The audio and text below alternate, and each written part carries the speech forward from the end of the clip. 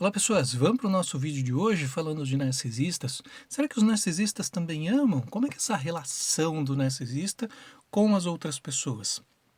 Bom, primeiro ponto, não é comum os narcisistas buscarem terapia, mas chega num determinado ponto da vida que eles entendem que é importante passar por esse processo, se conhecer um pouco mais.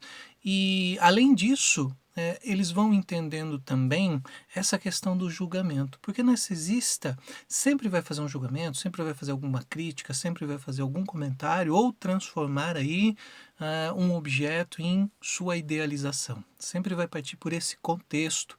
Por quê? Porque é o processo do próprio narcisista em relação à sua imagem, à manutenção da sua imagem, né? Então, um dos pontos que nós podemos falar, que vem no aspecto narcisista, é o objeto do self. O que é o objeto do self? É aquela pessoa que serve para fazer a manutenção da autoestima. É aquela pessoa que vai formar aquela aprovação, aquela afirmação do que o narcisista está fazendo.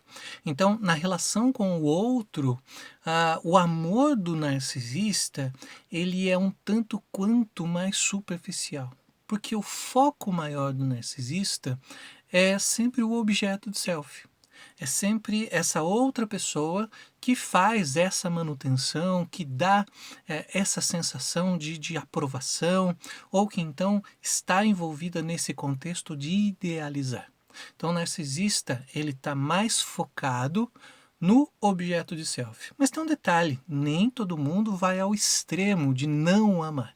Não é esse o contexto, mas sim de ter um amor, porém focar mais na sua manutenção da autoestima. Tá? Então, amamos, nós narcisistas, digo nós porque todos nós temos um aspecto narcisista, mas aí cada pessoa vai se diferenciando por conta do seu grau de narcisismo.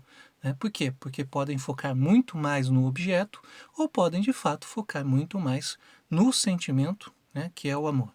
Então, todos nós temos um objeto de self, todos nós precisamos de um objeto de self, senão nós nos sentimos diminuídos, desvalorizados, né? Nos sentimos depreciados, então nós precisamos que exista o objeto de self.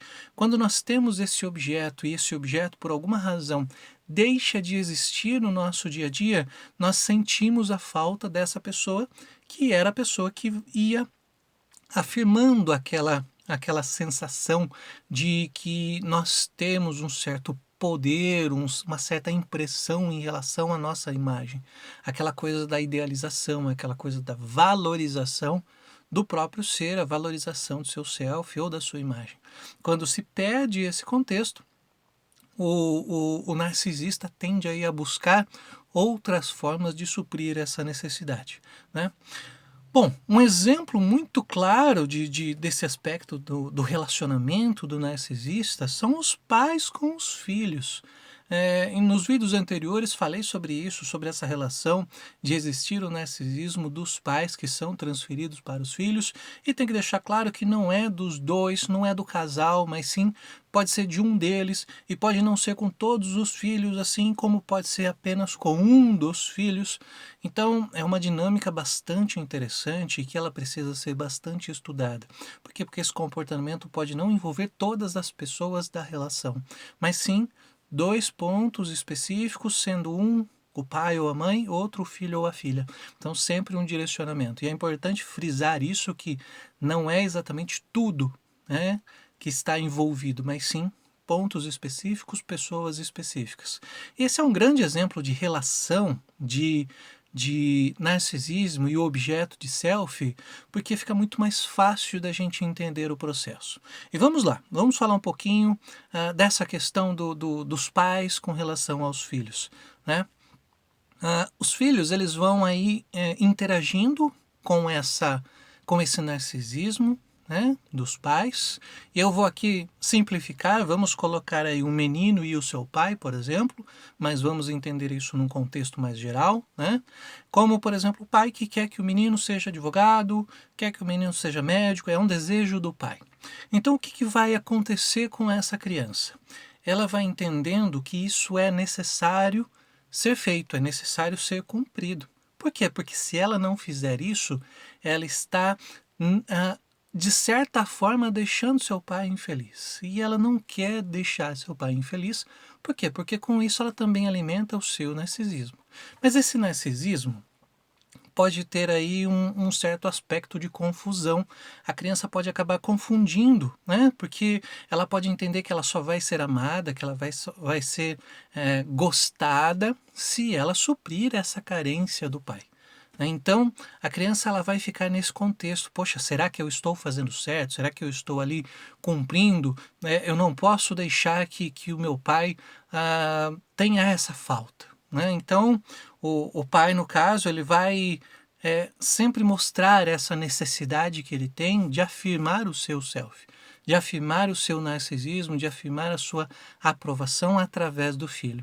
E o filho fica com essa responsabilidade de fazer esse processo acontecer, né? Como, por exemplo, buscar o reconhecimento, seja na escola, seja no trabalho, seja em algum aspecto da vida, mas buscar o reconhecimento, porque o reconhecimento vai ser reconhecido pelo pai. E aí o pai, valorizando esse reconhecimento, passa a ter o filho como o elemento que supre a sua carência narcisista, né? Só que na criança vai criando uma questão muito confusa em relação aos seus sentimentos, porque essa criança, muitas vezes, por não saber como lidar com esse narcisismo do pai, ela vai criando um falso self. Ou seja, ela vai escondendo o seu sentimento e vai vivendo de uma forma que vai suprir a carência do pai.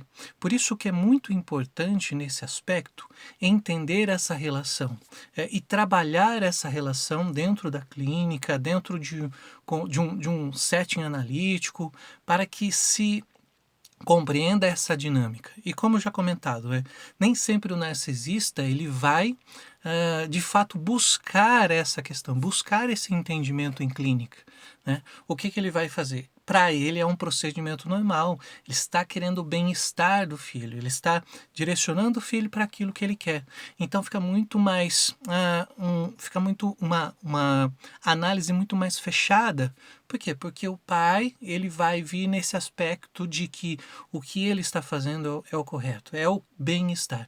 Mas para o filho podem acontecer outros processos, como por exemplo, sempre querer tornar o pai assim uma pessoa orgulhosa, né? Através desse reconhecimento, através dessa responsabilidade que ele acaba assumindo por conta da felicidade que o pai deseja ter. Então cria-se esse consenso, é um consenso para quem é da área psicanalítica winnicottiano, de formar o falso self.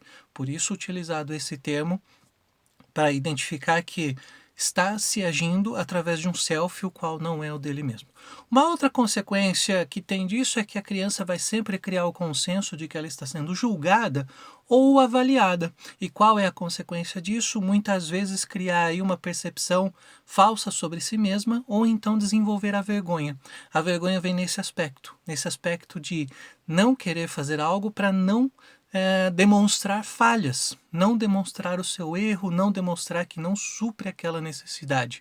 Aí a criança, num processo inibitório, ela vai inibir a ação com medo de falhar, porque se ela falhar, ela vai aí estar falhando também com o seu pai, né? Então, é muito importante entender essa dinâmica, porque a criança ela passa então a ter essa dificuldade de entender qual que é o sentimento dela e qual é o sentimento que ela está tendo apenas para impressionar os outros, né? Então ela fica nessa confusão entre o que é dela de fato, o que ela está fazendo por ela e o que ela está fazendo para suprir a carência do pai.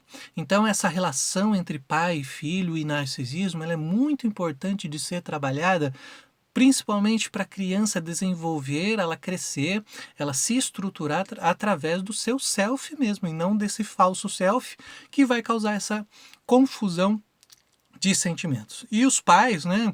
Hoje em dia a gente sempre vê os pais, trazendo para um aspecto mais social, sempre os pais falando assim que querem dar aos filhos tudo que não tiveram, ou então que os filhos devem fazer aquilo que os pais direcionam, porque os pais são os detentores do conhecimento e sabem muito bem o que é bom para os seus filhos. Na verdade, os pais não estão entendendo aí que há uma parcela narcisista que vai fazer com que os filhos sejam responsáveis por cumprir aquilo que os pais não tinham. Mas e você? Fala um pouquinho de você. Você ama mesmo ou você está procurando alguém que satisfaça essa vontade narcisista, que faça a manutenção da sua autoestima? Como é a sua relação com a outra pessoa? Conta aí pra mim. E até a próxima.